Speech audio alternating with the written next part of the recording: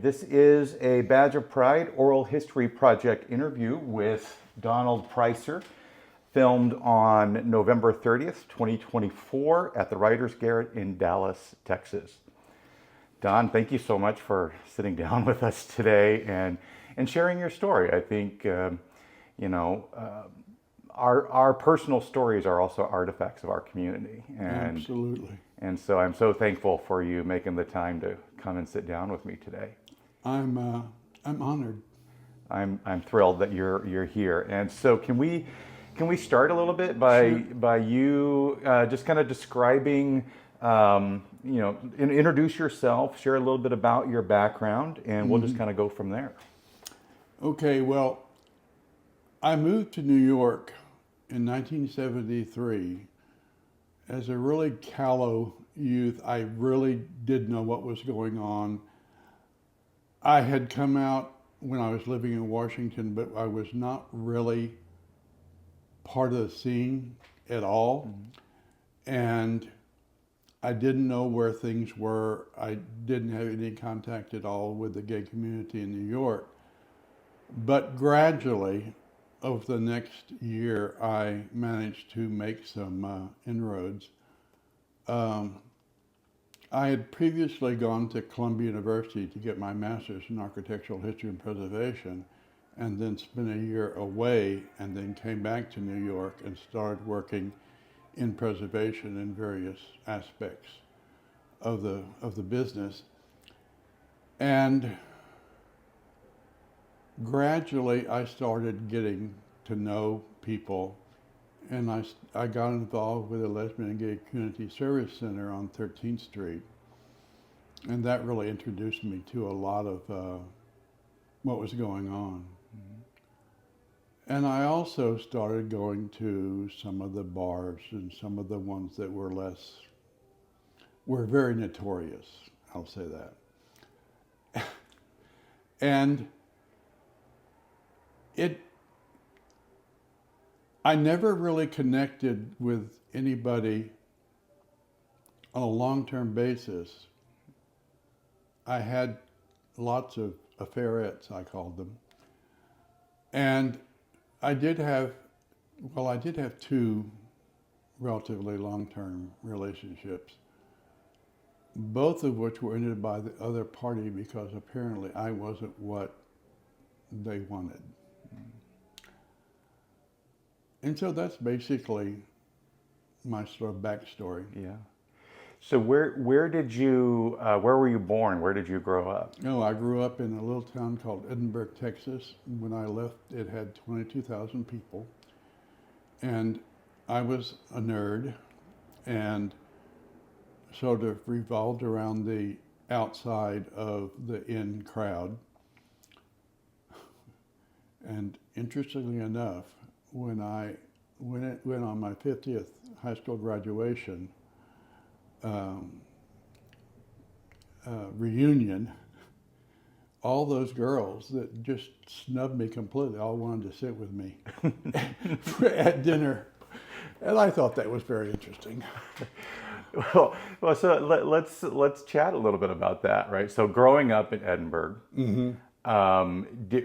Had you already realized, or were you starting to understand that you were gay? I understood that I liked being in the locker room with naked men. And I joined the football team. I was terrible at football and wound up being the water boy.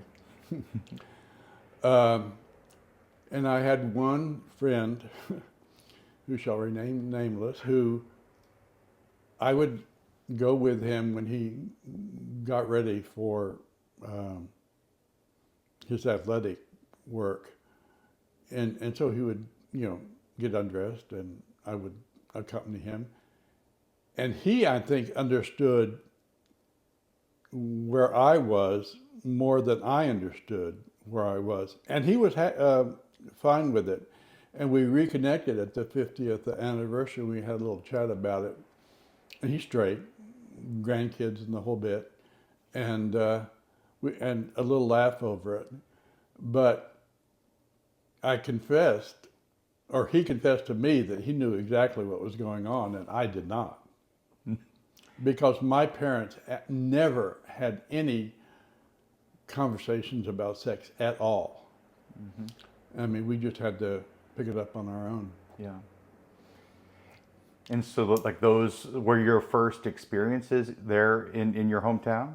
No, my first experience was when I lived in Washington, D.C., and I went to what was then the well-known bar on Wisconsin Street in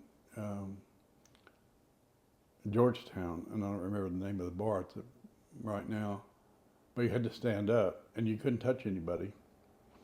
And I met a guy named Roberto Roberts, and he apparently was the son of the ambassador from Panama. And I was living with a roommate who turned out to be gay too, and we didn't know that until later. And first we went into a couple of hotels to see if we could rent a room for the night, and it was all too expensive. So I took him to my house. And that was my first time with another man.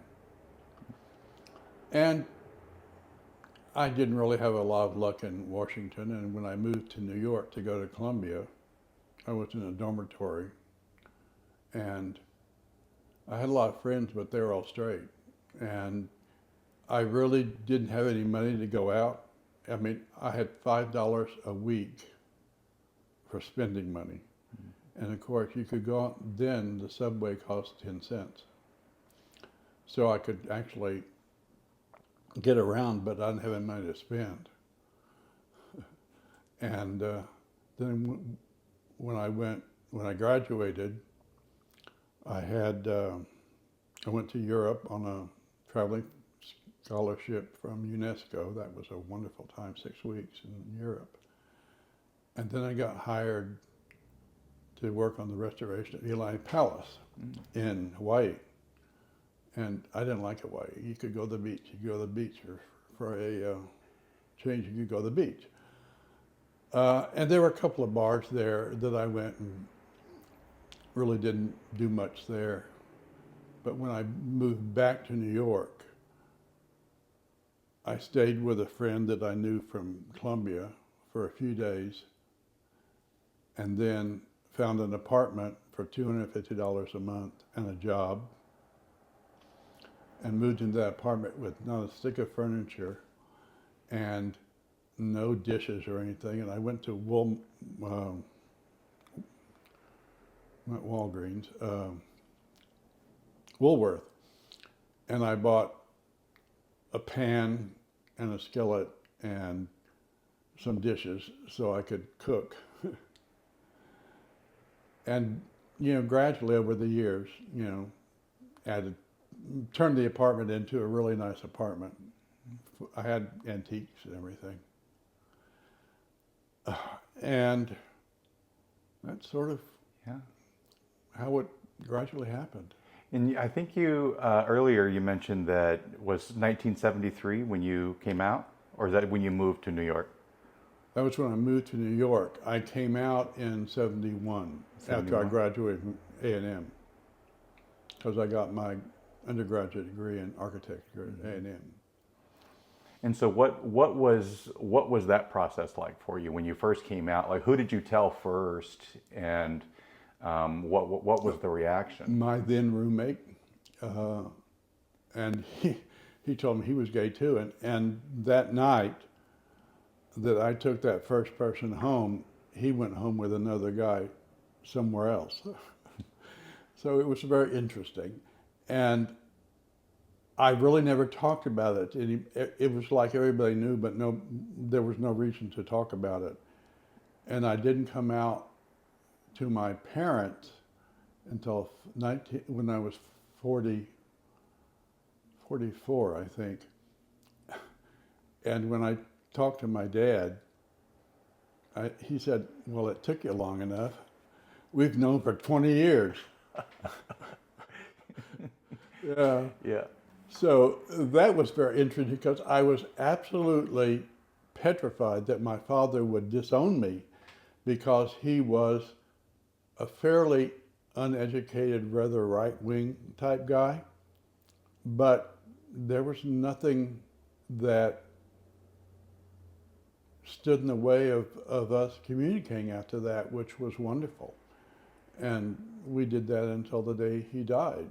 That, you know, he acknowledged that I was different and was a little upset about it, but not to the point of not loving me, which I think was a really, really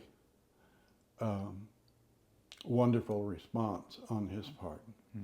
And my mother always knew, I think, because she would write me and he said, you keep talking about your male friends. Does this mean what I think it could mean? And then she went on to talk about the weather or something and never mentioned it again. Just sort of just talking past it. Yeah. She was not a communicator.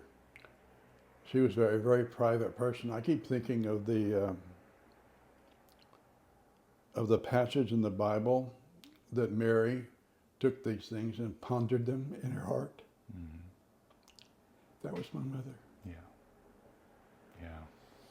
Unfortunately, she died of Alzheimer's. Yeah. Well, when you you moved to New York in '73, and right, is that right? '73, and so New York at that time was, I mean, that was sort of the hotbed of the gay liberation movement. Yes, the first gay pride march, the city allowed us to march on 6th Avenue. They closed 2 lanes on 6th Avenue. We marched from the village to Central Park, and we had a rally in Central Park. And the next year, I think maybe Koch had been mayor, and he was gay, although never came out, died in the closet. He allowed us to use all of 5th Avenue. And I think one of the most emotional moments in that march was when we stopped in front of the cathedral, St. Patrick's, and the gay men's chorus sang, "We Shall Overcome." Yeah. That was amazing. And so when you, how did that feel being there and I was part of something much bigger than myself. Yeah. And very happy to be there. I mean, it was a really sort of a come to Jesus moment. So you felt like this was a community and you were part of that. Yeah. And then getting involved in the the Gay Community Service Center, and being on the board that picked the architect to restore the building.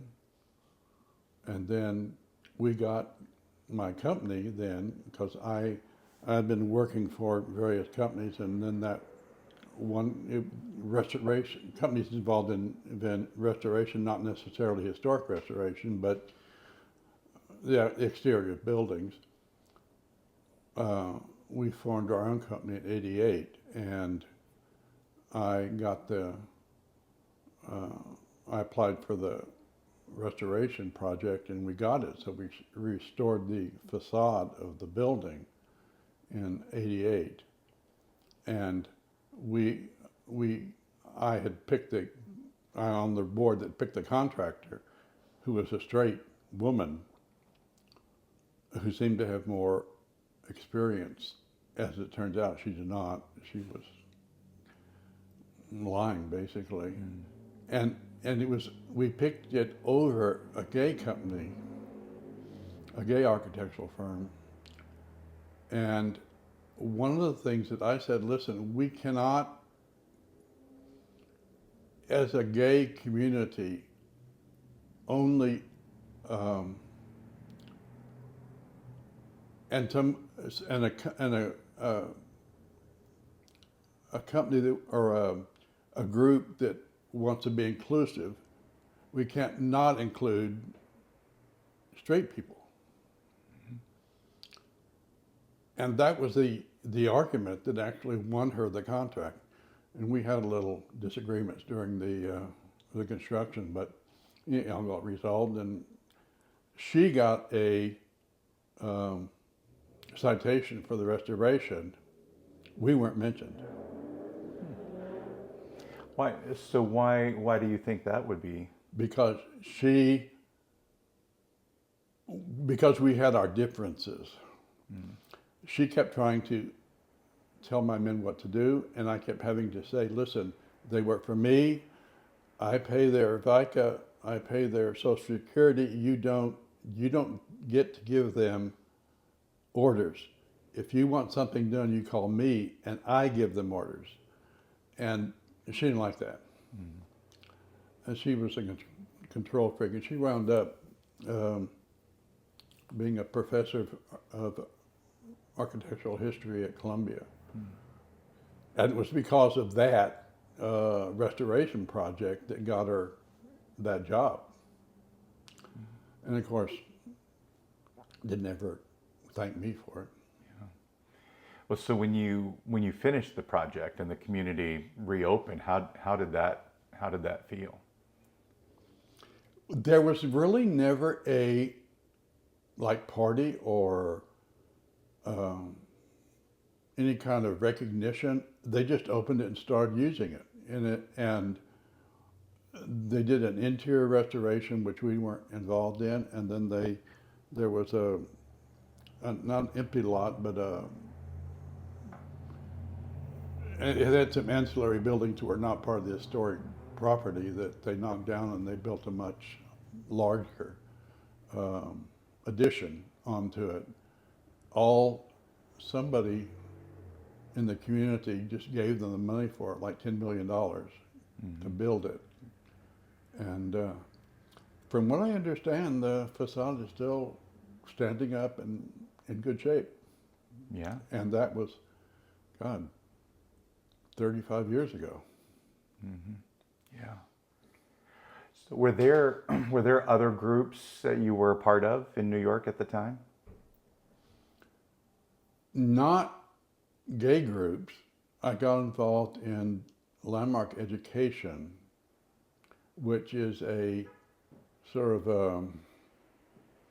a company that allows you to, through various exercises, to realize your full potential and recognize what it is in your life that's holding you back from what you want to do. And I was involved with them for several years, and that really opened my eyes about my own limitations and what it was in my life that was holding me back. And I did a lot of volunteering for them. And I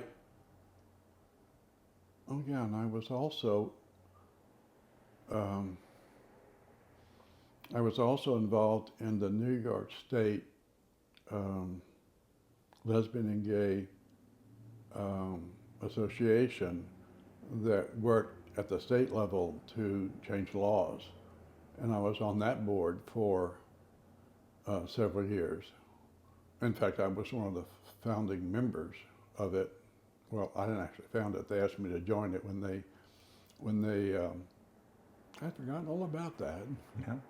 So did you organize or participate in any protests in either New York City or Albany or both? We did went up to Albany and talked to various lawmakers or their assistants usually about what we would like them to do. But as far as protests, I didn't really get involved in any protests. That was not what I wanted to do. Mm-hmm. Although, you know, there was all this,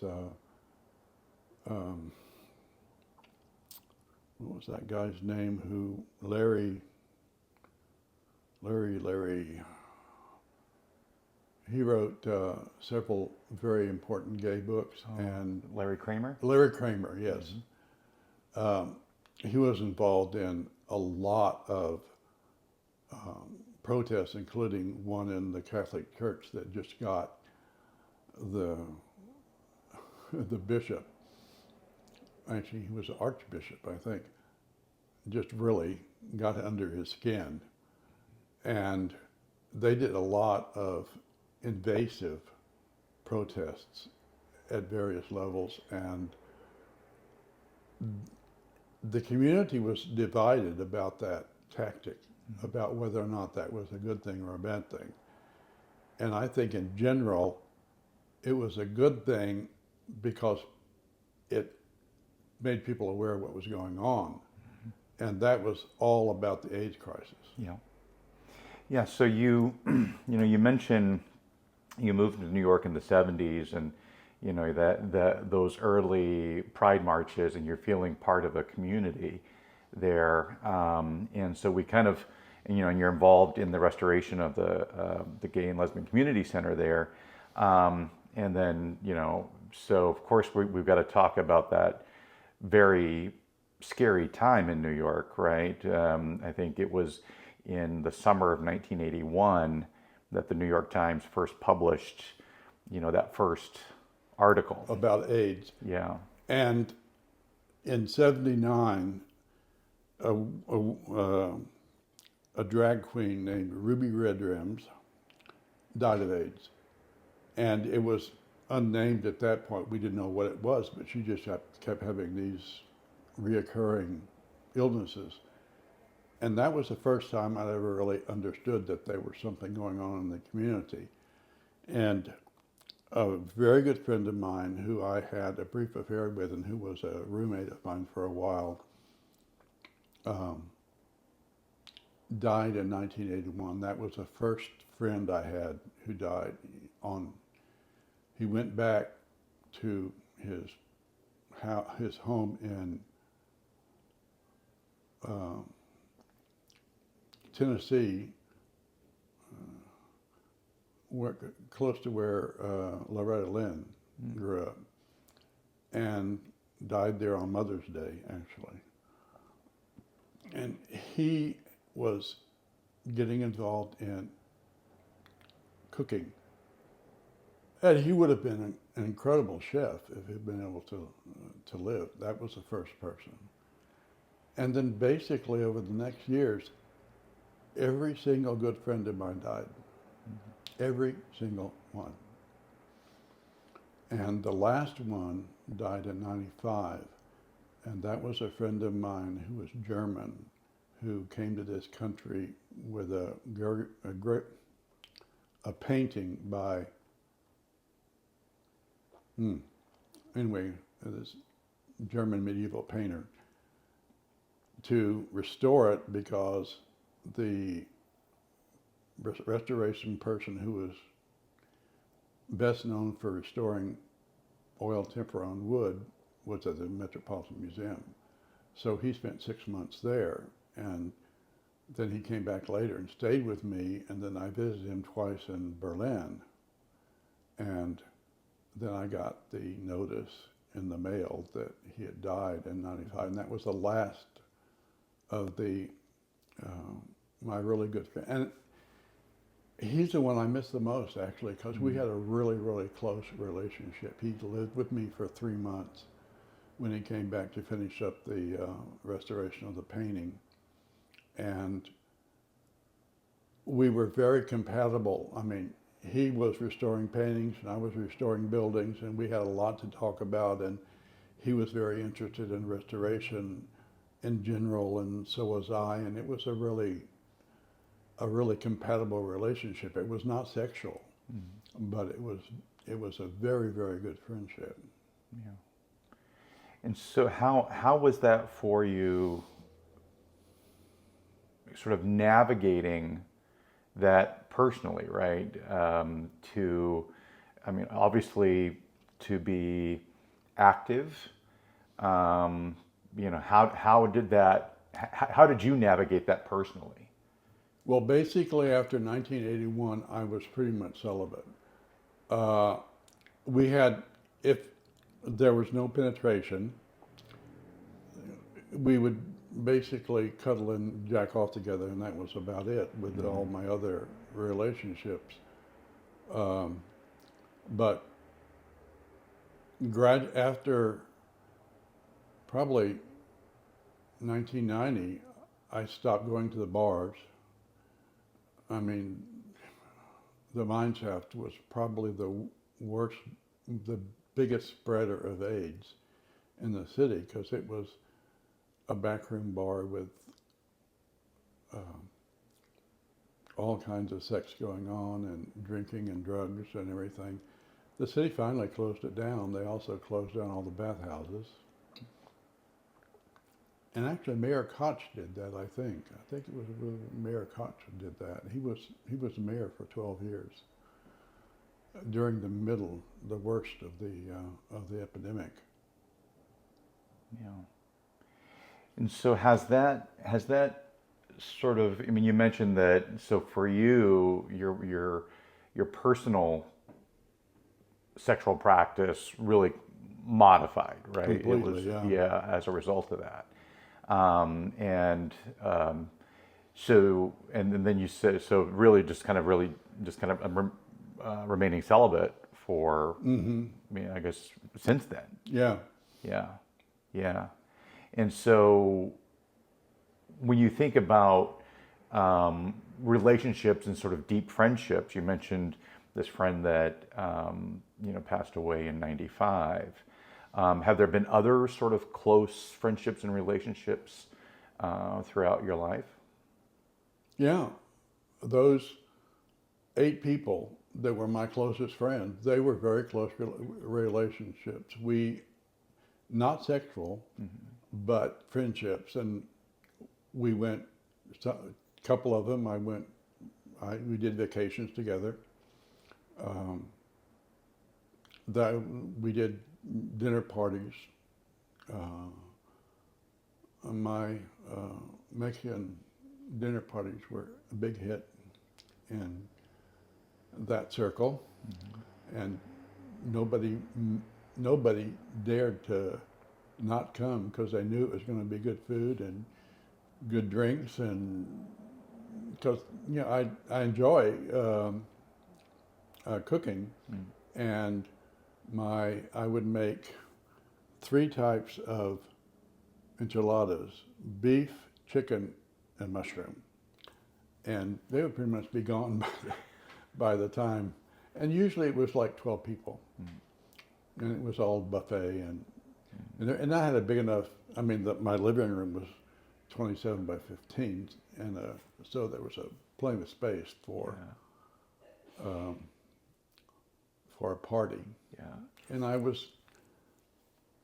had a whole series of roommates, some better than others, one of whom I came back from one of those trips to Europe, and he was dead on the bedroom, on the foyer floor. He had brought somebody home he was naked, and the apartment was disheveled, and he called the police. And nobody heard anything, which, I mean, there were shelves knocked over and dishes on the floor and all kinds of mayhem, but nobody heard anything, and to this day it's never been solved what really happened. But he was a dancer who sang and been on Broadway and was getting older and no longer really able to dance like he was, and had no backup plan for the rest of his life, and began to drink and take drugs. And I had actually given him $700 to get out of the apartment, because at that point I was making enough money that I didn't need a roommate. And that was a bit of a shock. Yeah. Well, and there have been periods where the gay community, and I think at the time,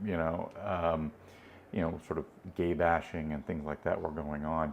Did any of that did you ever encounter any of that?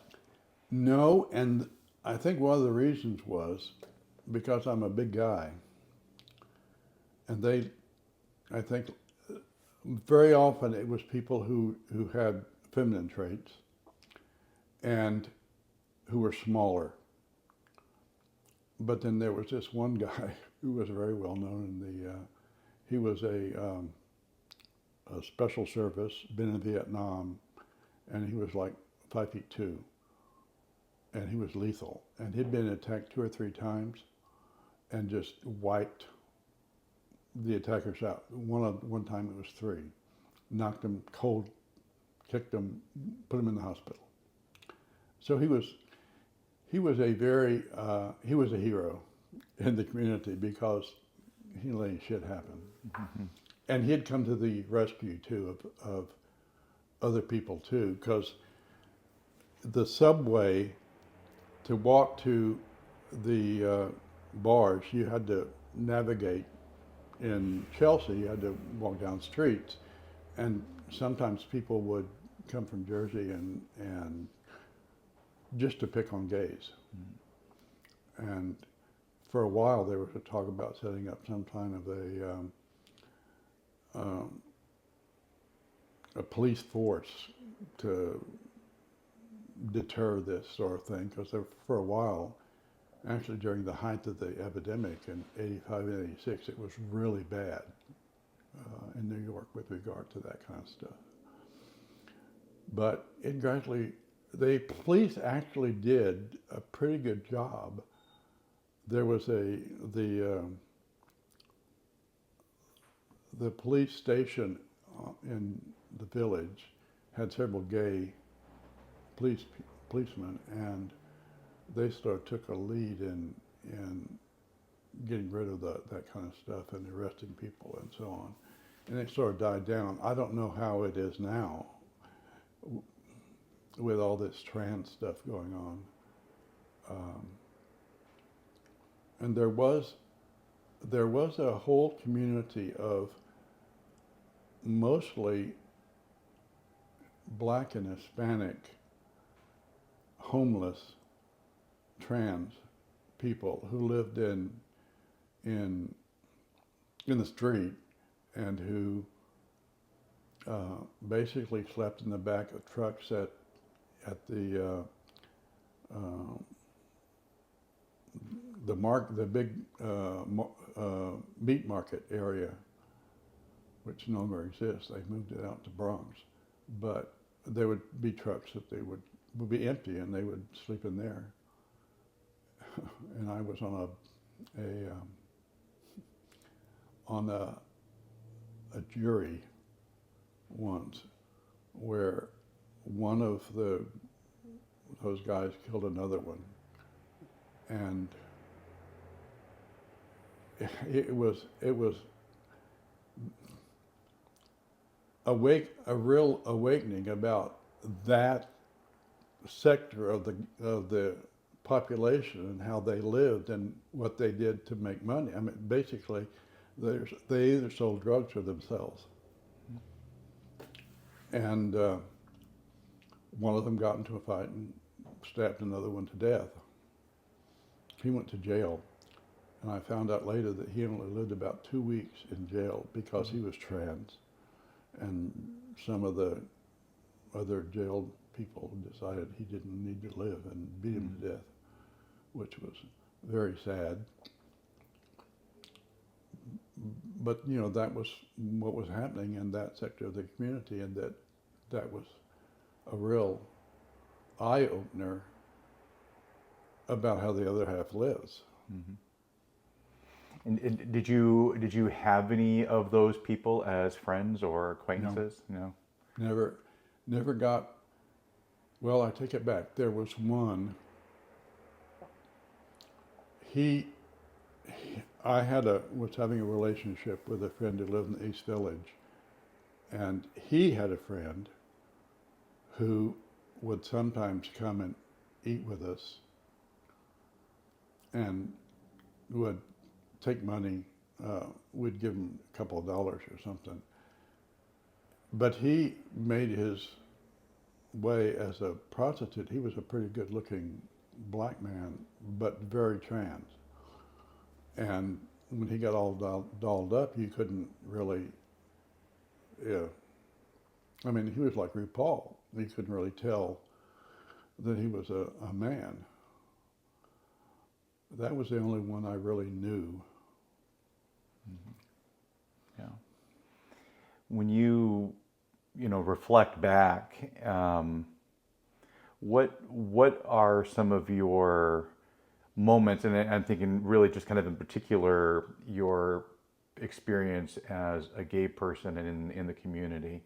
What are some moments as you reflect back that make you the most proud?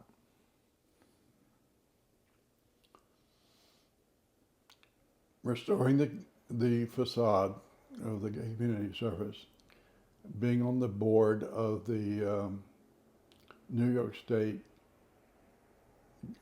Gay and Lesbian Association. I don't. That's not the exact name of it, but that was what it was. And being known in the community as somebody who was involved. Mm-hmm. And I never gave myself enough credit for that. Mm-hmm. As I reflect back, that I did make an impact. Yeah. So what kind of held you back from giving yourself the credit and recognition? I think it's because generally I'm not a very reflective person. I sort of live in the moment, and the past is the past, and I don't dwell in it. Mm-hmm. But I do know that I did some good when I lived in New York. Yeah, yeah. Well, if I had a picture of a young Don here mm-hmm. in front of you, what advice would you give to him? Start using something to keep your hair.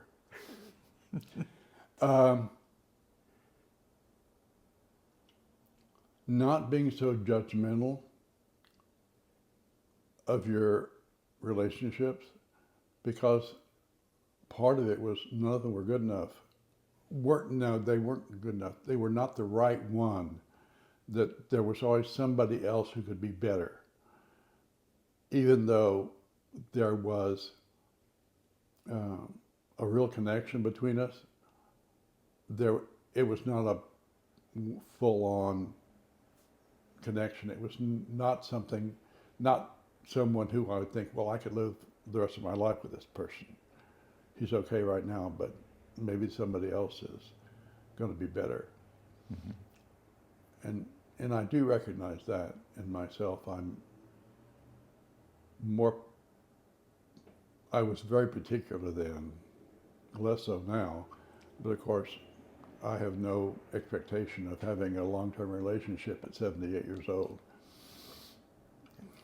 Yeah. Are there lessons, as you also kind of think back, are there lessons or stories that you think young people today should know?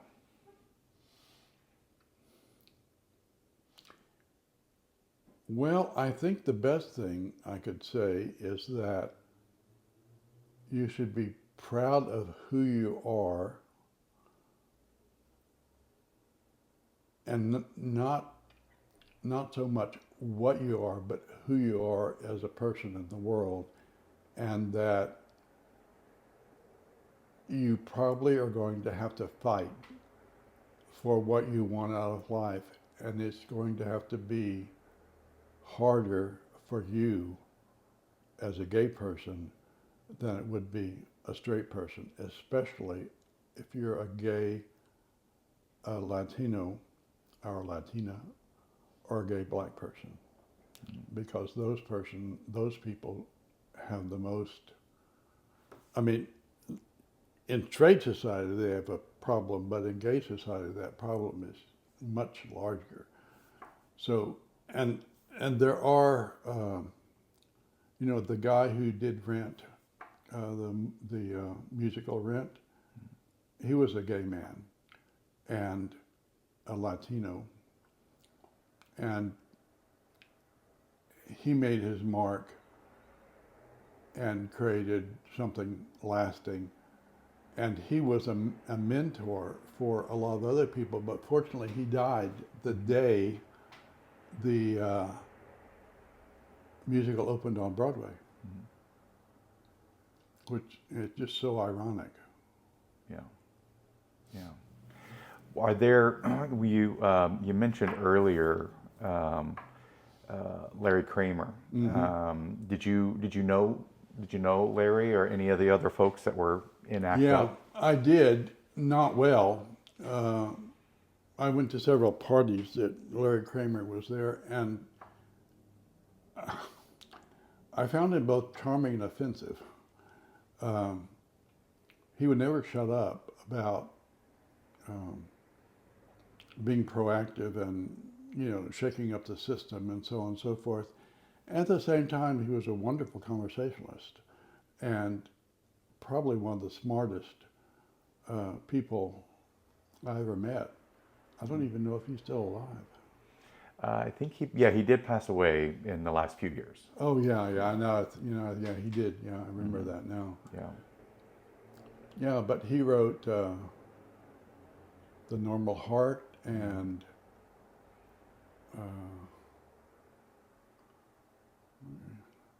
they did a television movie about that.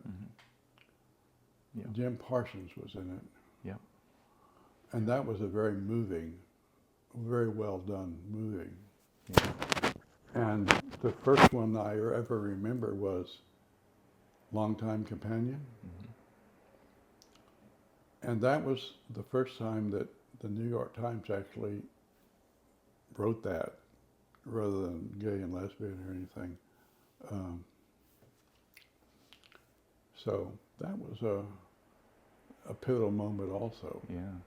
So when you see, you know, as media has evolved, and you know, as members of the LGBTQ plus community, and you see yourself or your similar experience reflected in the media, what the first time you saw anything like that, how did that feel? We finally arrived. People are noticing us. We're not in the closet anymore. And that was I think the major impact of Stonewall was, you know, we're not taking this shit anymore. I was not at Stonewall. I was in, I think in Hawaii when it happened. That was 69? Yeah, 69. Yeah. No, I wasn't around, but I did march in the first parade. Yeah. So you had did you hear about what happened in New York in '69? No, not until I got to New York. I mean, it was not widely disseminated other than in New York, I guess, because I certainly didn't. And then when Obama made the Stonewall a National Historic Landmark, I thought that was pretty cool. I mean, it's a shitty building. And the owner got all pissed off that it was done because he was thinking about knocking it down and putting up a high-rise, but it was a Greenwich Village Historic District. He never would have been able to do it. And the gay community probably would have lynched him if he had tried to go forward with it. And it still is a gay bar, I understand. Yeah. It went for a restaurant for a while, I think. It was after I left. Yeah. And so when you think about that first Pride parade, right, and you know, stopping there at the cathedral. No, that was the second one. That was the second one. Yeah. Okay. And you think about then kind of your first Pride parade, and over the years, thinking about that and seeing so much history taking place. if we say the word pride, what does that mean to you?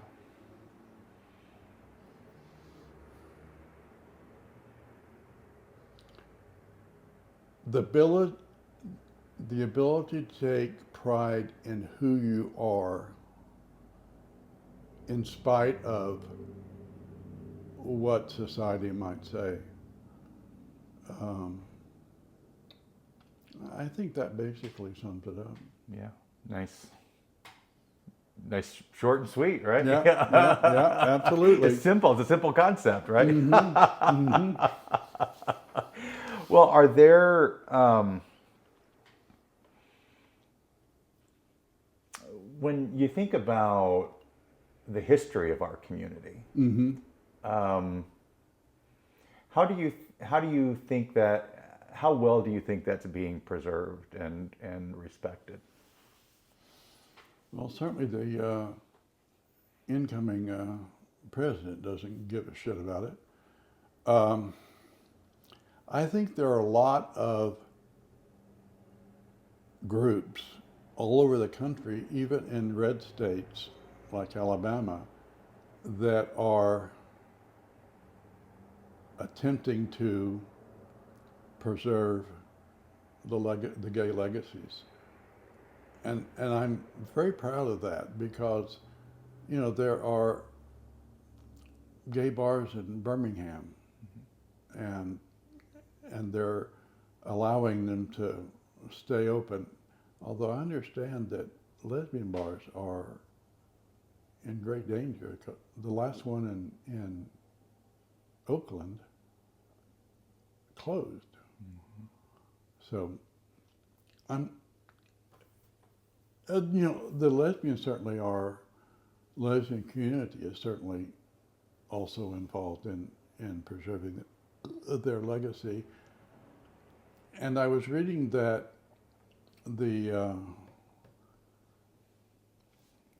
that LA has established a history project interviewing people, in a lot of them in the music and entertainment community. I haven't heard much about it, but I've sort of read a little bit about that. And of course, New York, I'm sure there's organizations in New York that are stepping up to preserve history. But I think the history that may be in the most danger is that of the Black and Latino community. Because I don't know of any. I mean, Miranda, who did, was it Hamilton? Yeah. He's not gay, but he's a Latino who is very involved in Latino history and pride. And I think that's a very good thing, and I'm sure it probably carries over a little bit to the gay community as well. That's right. I think you're right. Well, and so when you look at, like if you kind of think around your, around your house, are there like any artifacts or mementos that you look at that kind of remind you of your connection to the community? I have a little tiny gay flag that I bought at the last time I went to the Gay Pride March in New York. It's about that big. And I did have a drawing of two gay cowboys embracing that was done by one of those 8 people who died. And my then roommate decided that he didn't want to have anything like that. He got rid of it without my permission, and I still am upset about that because that was something from him to me, signed by him, and he died. And that was a very precious memory that he threw away. But as far as I don't really have anything like that. I don't have any memos like that. Yeah. Well, so what, as you reflect back and you think about the journey that you as an individual and that the community has gone through, since you've seen it almost from like the very beginning of the spark of the movement, and you think about all that we've come, how far we've come, and still what we have yet ahead of us. What are your hopes for the future of the community?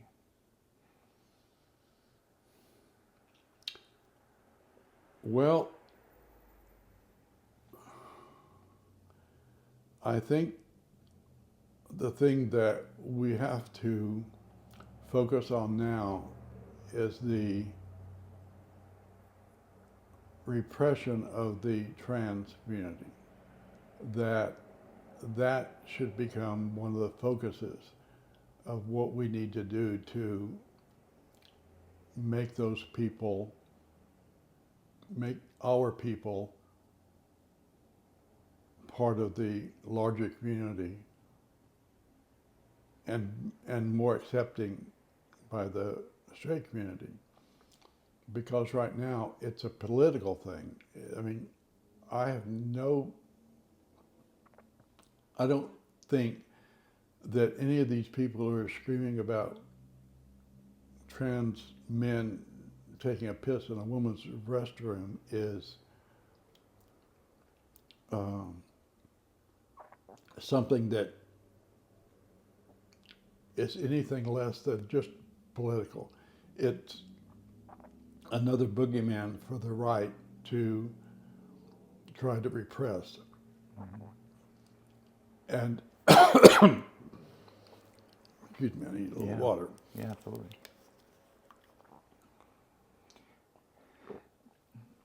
And as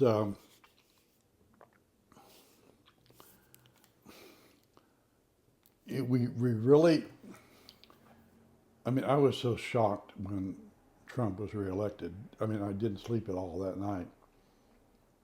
And the fact that he is doing this 2025 agenda that basically completely ignores the needs of the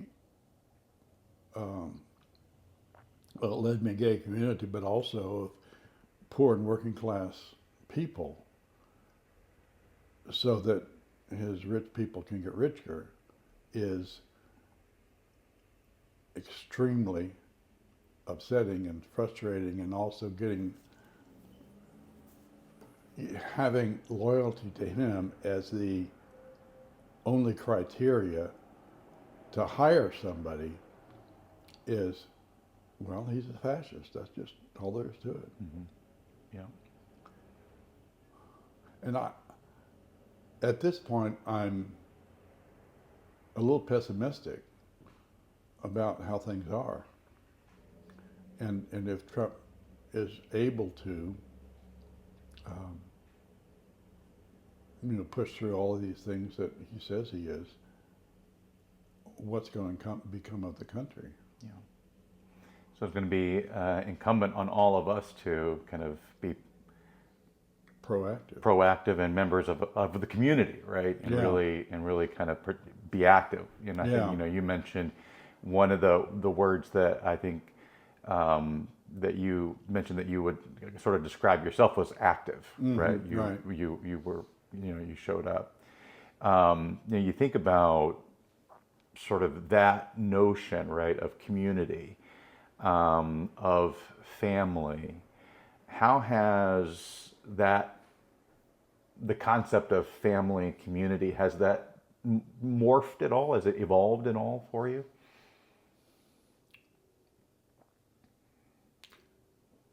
I don't really think so. I think I've been pretty well set in community, and one of the things I don't ever deny that I'm a gay man, but I don't broadcast it either. And all my friends know, and I did have to castigate one woman who said, without me there, to a group of her friends that I was gay. And I said, you don't have the right to do that, only me. So I would really appreciate your keeping quiet on that, because I don't like that. That's something that really chaps my ass. Yeah. So what is it about that you know? Well, rubs it it's wrong part way? of this whole thing about me being a private person, that, I don't broadcast the fact that I'm gay, and you don't have the right to broadcast that either, because only I have that right. Yeah. Yeah. I think that's fair, right? Yeah, absolutely. Yeah. So I know that a lifetime of stories, and we've like not even scratched the surface Yeah, here, right. right? What are there other stories or things that are crossing your mind that you want to include here?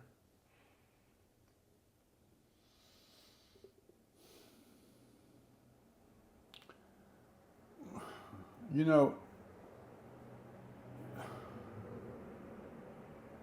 not not as as involved in the gay community.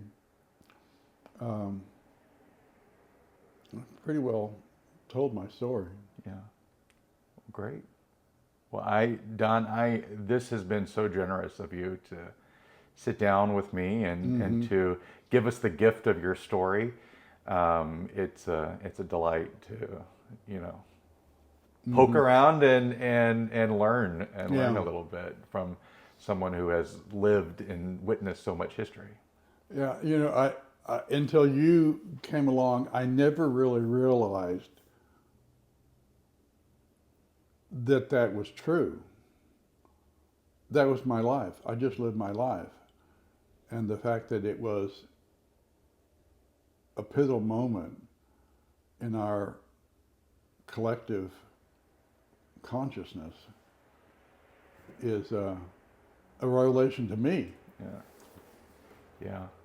So were there sort of in thinking about this interview today, or maybe even as we've been sitting here, have there been other memories that have kind of popped up? Well, just thinking about the people that my good friends that died, I think that's been a bit emotional, because they were good friends. And that one that I told you that did the drawing for me, he was getting very well known. He had done a lot of album covers. He was getting ready to do a one-man show. He was a phenomenal artist and a really great guy. Are you comfortable sharing his name? Doug Rosenthal. Doug Rosenthal. Yeah. Yeah. Robert Grindstaff was the first person that died. Jim Malika, who was a lawyer who refused to let anybody help him. He kept his sickness secret, even from his lover at the time. I was the friend that we had gone on vacations together, and he passed away. He died from the pneumonia. And then Garret P., who was the German gentleman, he was 2 years older than I was. and he had lived in Germany during the war. He'd been born during the war, and lived in a very small village in Germany. Grew up in a very small village in Germany, and never went to college, but apprenticed as a restoration person. He was a very good artist in his own right, but he also restored a lot of medieval and Renaissance paintings for the German government, and lived in an absolutely splendid apartment in Berlin that I visited and loved that apartment. You know, great big, sprawling, late 19th century building that didn't get a scratch during World War II, but the neighborhood around it was just devastated. They were just lucky that they never got bombed. And it became a historic landmark in Germany. It looked out over the Kaiser Wilhelm Church, which is a ruin, and kept as a ruin, as a remembrance. I mean, it was a neat apartment, and I loved visiting him, and we toured Venice together, and Florence, and Munich, and Berlin, obviously. I mean, I really, really, that was a very special relationship. Yeah. I mean, I don't know. There are 8 of them. I can't remember all of them right now. Yeah. Well, when you think back on, I mean, truly, we lost a generation, right? Yeah. Of artists and creative. Oh, I'm sorry. Go ahead. Yeah, like, you know, Keith Haring. Yeah. Mm-hmm. And you know what really, in retrospect, I should have taken one of those posters he did in the subway, because they're worth like $300,000 now. Mm-hmm. And I looked at him and thought, yeah, yeah. And he did a mural in the men's restroom at the Lesbian Gay Community Service Center, which I'm sure is worth a whole bunch of money now, but of course will never be sold. And you know, the dancers and the artists and the actors, and I mean, just a whole generation of very talented men and women were just wiped out. Yeah. Yeah, that's right. Did you lose friends? Oh, quite a few.